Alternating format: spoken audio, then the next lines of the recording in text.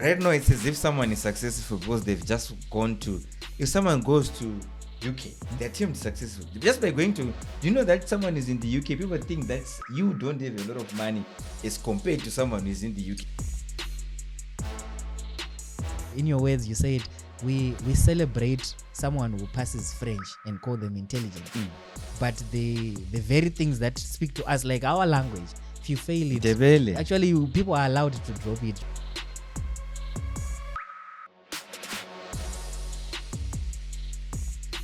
Because I strongly believe that Africa was developing on its own. You look at Egypt, etc. If you go to our history way back, Khoisan, Africa was developing on its own. Yes. But the development was accelerated by the whites.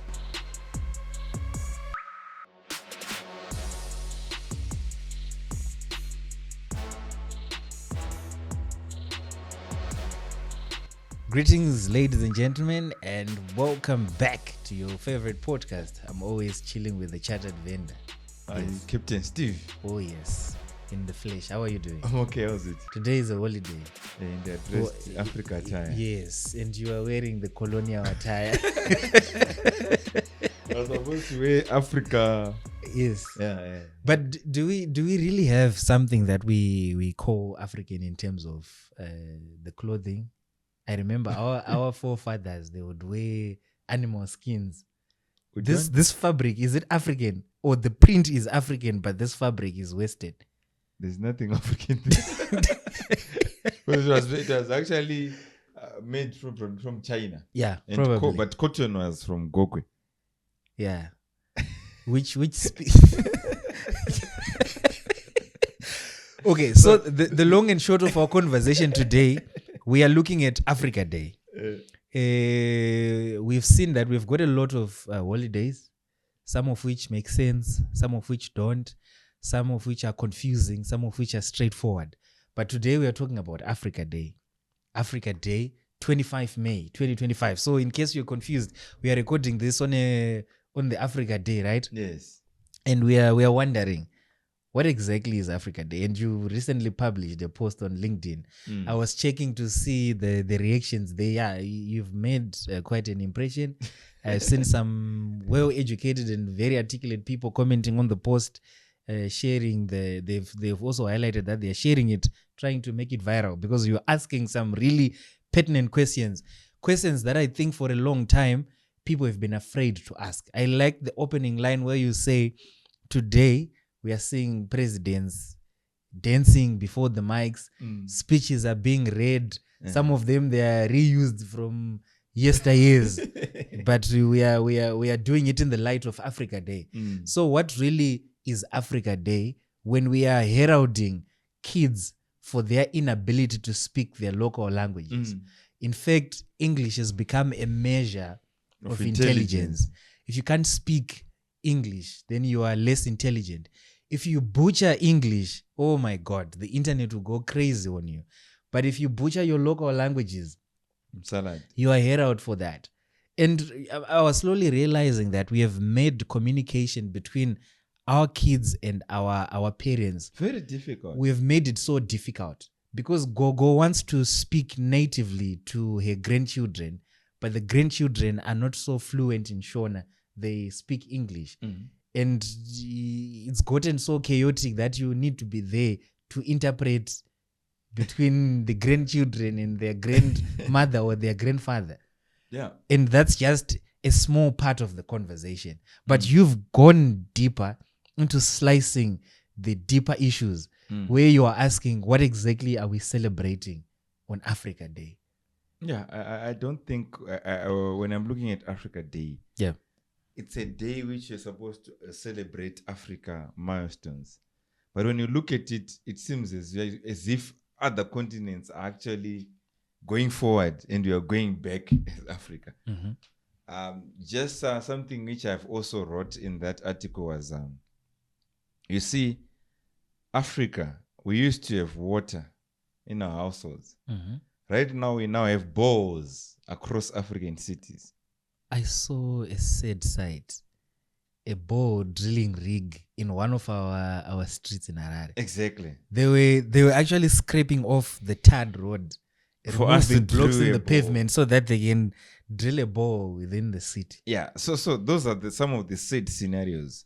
We are still treating cholera, typhoid, and those diseases. If you look at America, if you look at UK, Cholera outbreak. way back.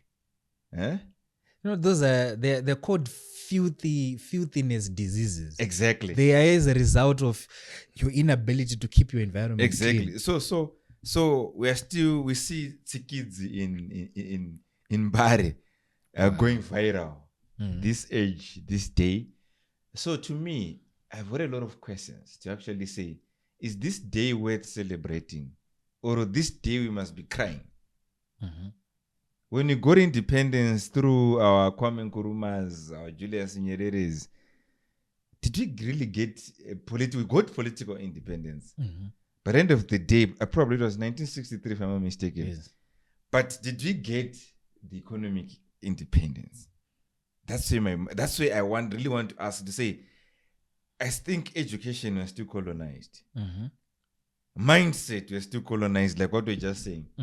So the question now is, right now it's as if someone is successful because they've just gone to, if someone goes to UK, they're termed successful. Just by going to, do you know that someone is in the UK, people think that you don't have a lot of money as compared to someone who's in the UK. Very true. Just because someone is in England, someone is in America, if you want to be bewitched quickly, go overseas. Post pictures of yourself in an aeroplane. So people will say you've got a lot of money. Yeah. So the question now is, what can our leaders do? What can business community also do for us to really say we've got the Africa which you're going to dream of? To me, sometimes when I was writing that article, I almost cried. Why? Because I'm saying, when you're going to leave this Africa for our kids, when you're going to leave this Africa for our grandkids, are we going to really say, are they going to be proud of us? Wow. That's a deep cutting question. And I would like to believe that before we even cross over to the part where we speak of what the leaders and the business communities need to do, I think we need to deepen further the gravity of the situation we are in. Because I think some of the lack of action is as a result of them not comprehending fully what we mean happening when we say we are in a deep state as Africa. Maybe let's talk about the railway lines. Remember when we were colonized, right? Our colonizers, they put in the railway lines. They put the railway lines because then it was the easiest mode of transport. There was not much to do with the combustion engines that we have, the big trucks. The easiest and cheapest way to move big cargo was through the steam engine, the rail lines. Other countries have since progressed. They replaced that metal railway line for those ones which allow for the bullet train, which incorporate a component of magnetic levitation, right? But if you look here, the side of the country, we still have that railway line. And recently I saw a picture that surfaced on social media. Was on top of, someone had already constructed a Jurao along the over the railway line. Do you blame them when they probably the train it just doesn't work anymore? Yeah, but I think those are symptoms. But where are we actually getting it all wrong? To me, I strongly feel that when you got independence, there's we said we envy our colonizers that much. Are you getting it? Yes. To the extent that even when we got independence, we didn't know what to do. We ended up going to the colonizers as well, looking for funds, what we usually call foreign direct investment. If a country doesn't have FDI, is going to suffer. And what is this foreign direct investment? It's coming to the person who previously colonized you, the person who likes your gold, the person who likes your chrome, the person who likes your lithium. That's the same person you are looking to and saying, my former colonizer, my rapist, is supposed to be the one who is supposed to be helping me when I'm a victim. So when you're looking at it right now, we have a problem whereby we depend so much on foreigners. Everything we're saying, it's foreigners. That's why you look, even our leaders, at one point, this guy was actually saying, You have our 54 head of states going to India, Africa summit, whereby Modi is alone. And all our African presidents are there. With Russia, Africa summit. Yes. With America, Africa summit. But aren't we supposed to just send our head of AU? Probably. To go and meet, yes. And then they deliberate. And you come and brief us back. So the problem now is to say, where did this disease started? It starts from every time we're looking forward. No, we cannot have a good railway line because why? We're saying, if we don't have the funds, what are we going to do? Exactly. And also, I feel like this is a system that was strategically built. Not only did they colonize us physically, but there was a very well-thought mental colonization. Because if you look at our education system, let's look at the education, because really when someone's mind is polarized or it's indoctrinated, it's usually through a process of education. So let's look at the education system. If you look at the education system, you realize that we were advocating more for the politics. Exactly. Beyond the universities. We wanted the politics. Why were the politics and the apprenticeship upheld? Because they wanted a labor force that would work as technicians. The difference between an engineer and a technician is an engineer is a design. They think with problem solving in mind. They design solutions with an end goal in mind. A technician is a maintainer and of the status quo. As a technician, you are taught to maintain and operate. An engineer is meant to design and enhance performance, efficiency. So if we are a nation of technicians, what it simply means is we never knew how to design around the changing world. So what we simply have is the ability to maintain the status quo, which we are even failing to do. You know, I was told a very fascinating story that when the white farmers who used to have the oranges by Mazoe left, they left in between a season. They actually had planted. I was told that we failed to harvest. They left when the oranges were almost ready to harvest, but we failed to realize to just harvest because we didn't know why things were being done. We knew what to do, but we didn't realize what needed to be done. So I think a greater part of our problem is stemming from our education system. And I'm glad that in the article you also highlighted that our education system, it's not doing justice to us. We've got a lot of things that are within our reach, the natural resources, but our curriculum, it's not based on the extraction and beneficiation of those natural resources.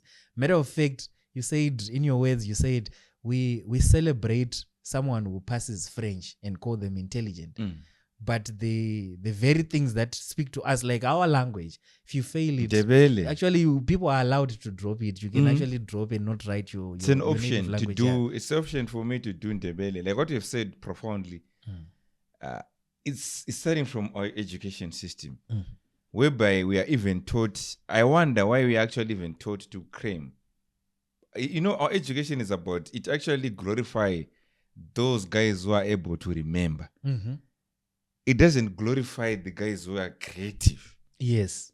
That's why you notice that if Jerry is going to do 11 subjects and get 11 A's, I'm going to be termed intelligent. Yes, we clap hands for you. But a guy who is going to be fail all these subjects and end up being a musician or a sculptor is termed Dao. Yes. That's why you see that we don't have a lot of innovators. We don't have a lot of creation happening in Africa because we are only waiting for what was going to be. Okay, Henry Ford has done this. We read, we claim. We know that there was a guy called Henry Ford. We're done. So that's where the real issues are. Like what you are rightfully saying, education. If we cannot correct our education, we will never correct Africa. Wow. It's impossible. We need our own syllabus. According to the Africans, we need our own to say this is what we're supposed to be doing. Not only education. Look at even our laws. The laws which we have are not meant for Africa. Are meant for the first world. True. Looking even to the Zimra laws right now, the tax laws, the labor laws, they're colonial. True. They are not for Africa. They are not for a continent which is still developing. they are for developed nations. Yes. But we're just taking that, we copy and we paste. Mm-hmm. And I think something that should be a telltale sign to let our legislators know that some of the things that they are doing, they're not really meant for Africa. Here in Africa, we've got demonstrations for the basic things: your water, your electricity, your food. In America, they're having demonstrations so that they can have 16 genders recognized. It shows you we are in a different plate of problems. What's altogether. the water they have, electricity they have. They have their food. Yes. So they're not looking for new things. There are new things to cry for. They might say, I need to be a woman, yes, man. I need to be, and then they demonstrate for that. Don't call me Mr. or Yes, Mrs. Yes. The moment there was someone who said something, it was meant to be a joke, but to me, it really struck a nerve. They said, if you take the most prayerful person in Zimbabwe, and then you take them out of Zimbabwe, and then you put them in a functional economy, you realize that they begin to look like they are not prayerful anymore. Why? Because the things that they pray for on a daily basis in Africa, they are naturally provided by the system in the first world countries. So you realize that the bulk of our prayer points here in Africa, they are provisions by the government in the first world countries. So that should speak more into we are at different levels altogether. You are rightfully saying Zimra's tax laws, they are not meant for us. Even if you look at the labor, there's a recent thing we've discussed it before, where our constitution, the Labor Act, the recently amended in section 16 of the Labor Act, it says that initially it used to say if you are a woman and then you are employed, there was a qualification. There's a qualification criteria before you can use the maternity leave. So they would say you needed at least to be employed for a year by that employer, yes. And they also said you could also go for maternity for a maximum of 3 times with the same employer and get the full benefit. But they recently amended it, and now it reads that the moment you sign your contract of employment and then the next day you realize that you're pregnant, you already qualify for that maternity. And it says it's a 98-day fully paid. So I'm trying to think of ourselves. We are trying to bootstrap with the little resources that we have. We need a team driven by passion, hand to mouth. And then we now have an additional player within the team. And then they fall pregnant. And now we have to pay for their absence. And they are not being productive. Do we afford to have a budget where we pay for unproductive staff? I know a company with 6 of them. So now 6 pregnant. So now tell me as a startup, right? As an entrepreneur, we are barely making ends meet. We can only afford to pay salaries and whatever. We haven't really recognized something where we can grow the organization. We are in the growth stage of the business. And then we've got 6 members of the team pregnant. You have raised important issues, starting from where you have actually said what we call prayer points. They are not really prayer points. It's because of poverty. Yes. I'm shocked. I've got friends. I also see pages outside the country, South Africa. Even just our neighbor, South Africa. Yeah. Here in Africa, we celebrate cars, second-hand cars, not new, not brand new, second-hand cars, and the cars, it's a measure of wealth here in Africa. And they are shocked to actually say, okay, fine, should we be celebrating cars? Should we be praying for us to have cars? Should we be praying for people to have shelter? That's why I'm saying, if our sisters and brothers, just put them in UK, most of them, they're no longer Christians. Because why? What they're praying for, it's already there. That side is guaranteed. You get your proper medical system. So what we're simply saying is, if you're going to really change the status quo, we should change the way of doing things. Change everything. Starting even from the way we actually govern ourselves. You see, a king in America is respected. A king in UK is respected. He's called His Majesty. But do we respect our kings? Not even. Did you know the same way people struggle with love relationships is the same way they struggle with sales? Think about the process of prospecting for that special someone, trying to impress them by selling yourself. Did you know you have to go through a similar process to win over customers? The book Sales Equals to Mjolo is evidence of how sales and love relationships are quite similar. It is the story of a doctor looking for the ideal wife for himself, but the narrative is also compared to how sales work. So when you read this book, you not only get educated, but also entertained. Read the book and you can just increase your chances of making more sales or improving your love life. To order your copy, you can get in touch using the contact information showing on the screen. As a matter of fact, you might realize that we have our very own policies working against those kings. You know, we call them a sabuk. You know, they recently called out, oh, let's put a stop to these sabuk deals. But we are saying we have anointed, we have appointed this person as a community leader. Yes. But at the end of the day, you don't want also to give them power. Exactly. Power lies with the president and the legislators, which is not our governing system. If you're going to, because I strongly believe that Africa was developing on its own. You look at Egypt, etc. If you go to our history way back, Khoisans, Africa was developing on its own. Yes, but the development was accelerated by the whites.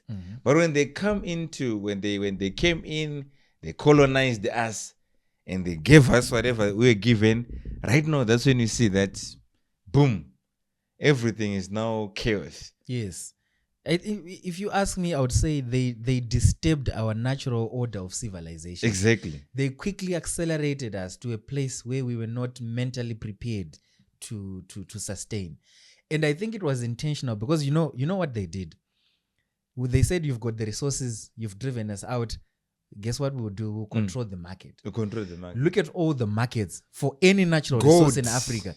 It's not decided in Africa. Why can't we have our own market for gold in Africa? We've got the biggest reserves for gold in Africa, the whole of Africa. But the price is determined. But the price is not determined here. Lithium. You know, I was actually surprised. I know banks and how banks work, especially investment banks. If you look at, we've got the Africa Development Bank. They're building their biggest headquarters in Africa. They're building it in Zimbabwe. They wouldn't have built it in Zimbabwe if Zimbabwe was not a strategic investment place. They know that Zimbabwe is strategically positioned with its natural resources for direct investment. So it would make sense for them to put their head office in Zimbabwe so that they can, the locals in Zimbabwe can easily access that funding. And there's a shorter turnaround period because they know it's a good ground for investment. But let's look at the source of that money. It's coming from the world banks. Those are the ones that draw down some little funds here and then. So which means they're going to control.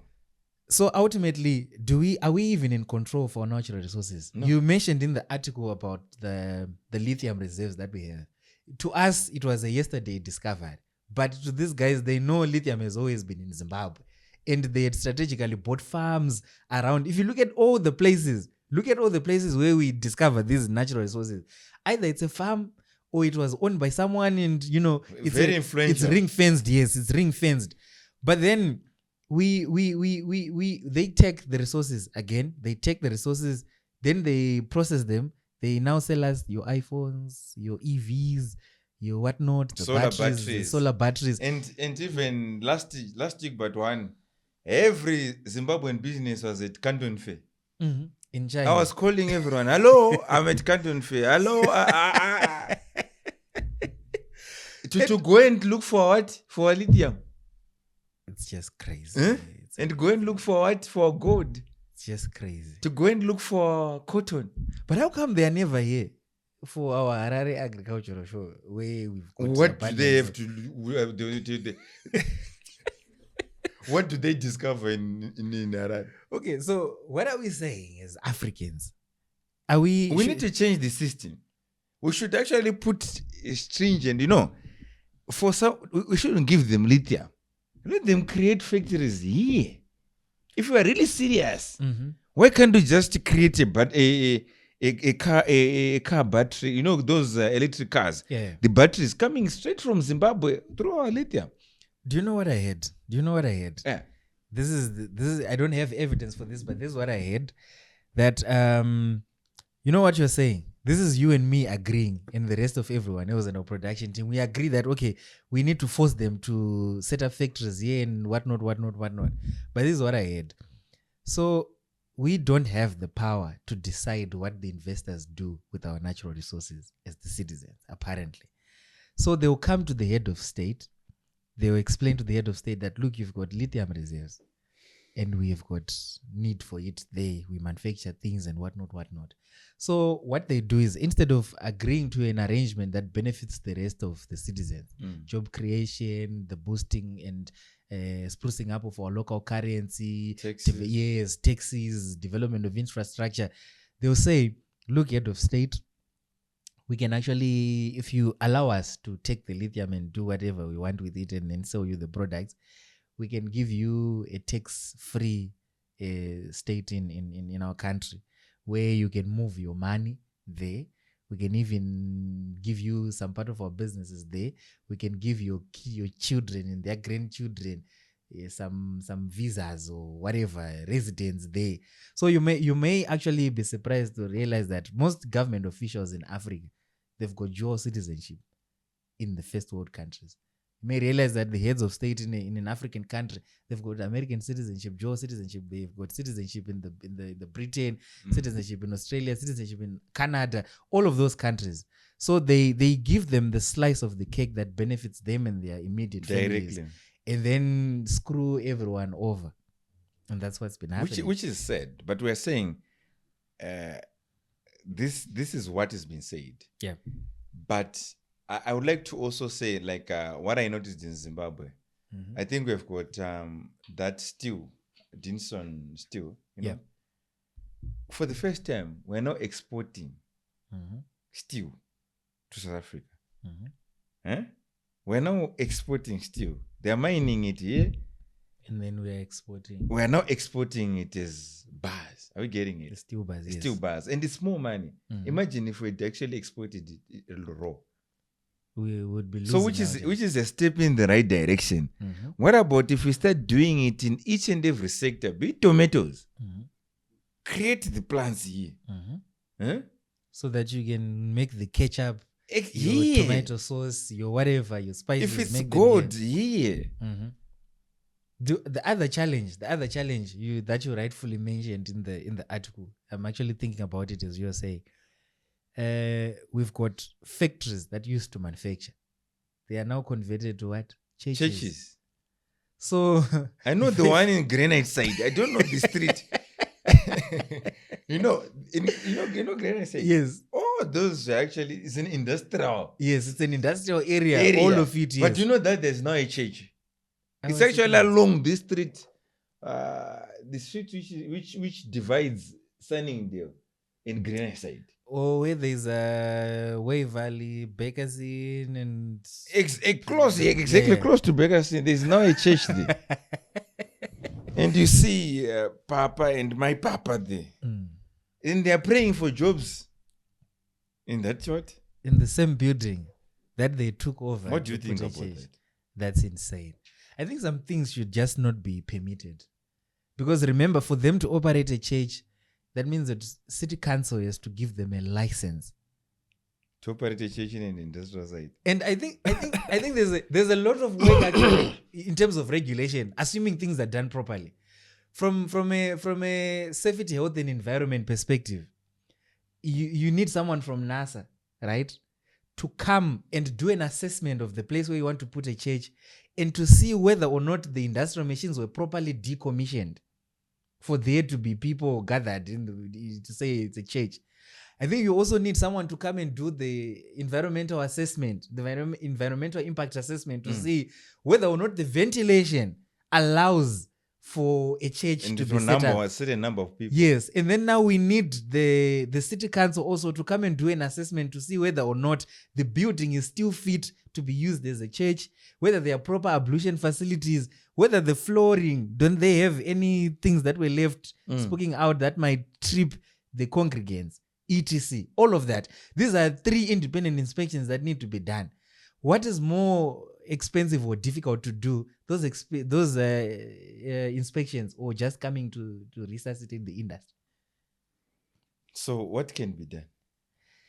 In my opinion, as we celebrate in the spirit of Africa Day, in the spirit of celebrations, in the spirit of commemorating where we are coming from as Africa, and also acknowledging what the founding fathers of Africa, who the likes of your Robert Mugabe, your Sankara, your Nyerere, Julius, Nkrumah, yes, Zambia, all of those, yes.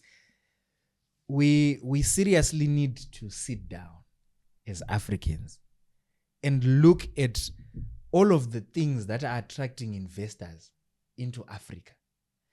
We consider all of them and build them up as industries. If they're coming for the gold, let's have a gold industry. If they're coming for our steel, let's have a steel industry. If they're coming for our fresh produce, let's have an agriculture industry. And then within that industry, we've got the policies and the framework that now allow for them not to take our raw materials, but to come and manufacture the same goods. So if it's Nestle, they need to come and set up a factory here. And then when they've set up a factory, they manufacture their Nestle products and then export them, so that we make use of the local labor. Once we have jobs being created, we will not have so much of our talent jumping ship.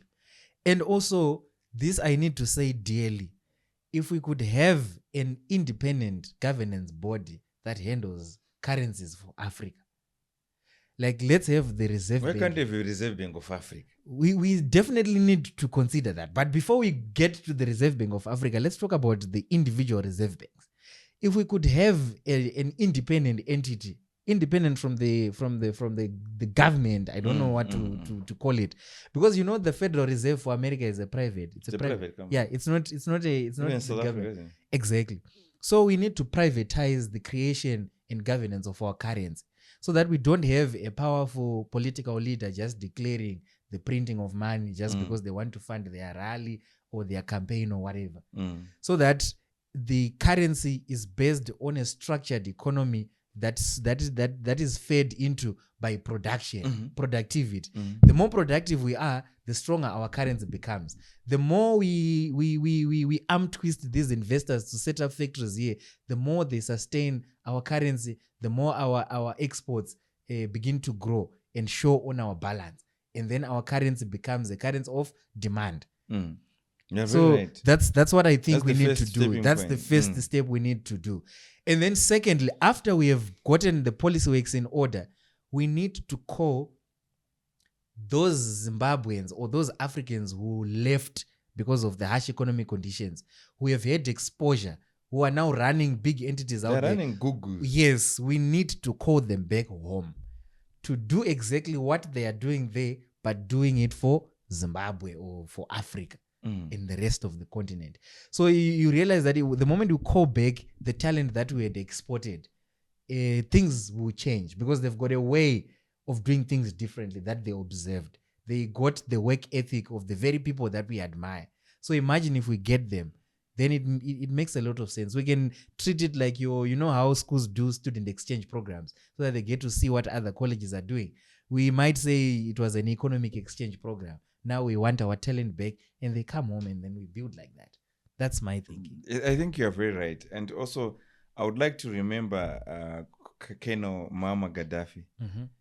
He was advocating for United States of Africa. And he was also saying, we have the gold. Why can't we just create our currency in Africa? Since we control the gold, we have our own currency. And as now we are now going to other continents, we've got our own one currency.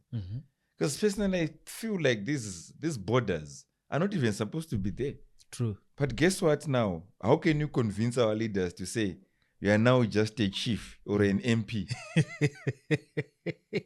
They're addicted to power. And we now have one president. Yes. Probably it's now President Mnangagwa is now the president of Africa. In the rest, Ramaphosa is now the Minister of State. Achilema is now an MP. Yes. That would be very interesting. But if you look at it now, even getting into it's even difficult to get into African countries. Yeah. Do you know that right now, as we speak, if you want to get into Zambia, if you want to be a visitor, they'll give you 90 days. But if you want to do business in Zambia, they'll give you 30 days. Why is that? Those are laws which are actually done by a colonial. Those are colonial laws. But we just left them like that. Why are you being attracted to a visitor? You're embracing a visitor better than if someone wants to give you money. Wants to do business, yeah.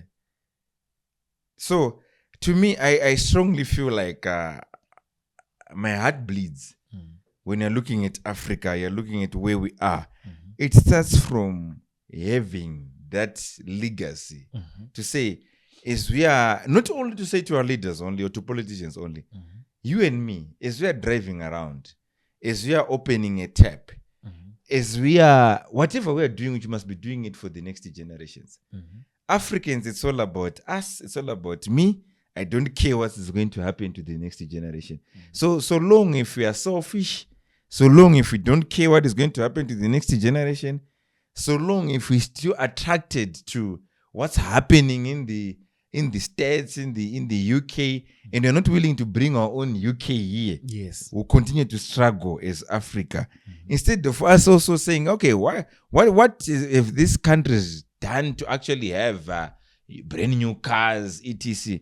Here we continuously celebrate our second-hand cars. If not third or fourth-hand cars. Disposed from Japan. I mean, there's a whole lot to talk about as far as Africa is concerned. I think we might actually need a dedicated week to discuss Africa, but that's it in a nutshell. Those are our 2 cents, and I'm very sure if you read in the video description, we'll also put the link to the article so that you can also read the article. You can also comment on the stories, your ideas, your opinions. I mean, it's high time this podcast begins to shape the narrative, because business people, we've got the influence. So if you could have a conversation in the comment section, that would be much appreciated. And if you haven't subscribed already, please make sure that you hit the subscribe button, you like and you share the video so that the algorithm can recommend it to more and more and more people, such that we can have such conversations. But otherwise, from me to you, we'll see you on the next one.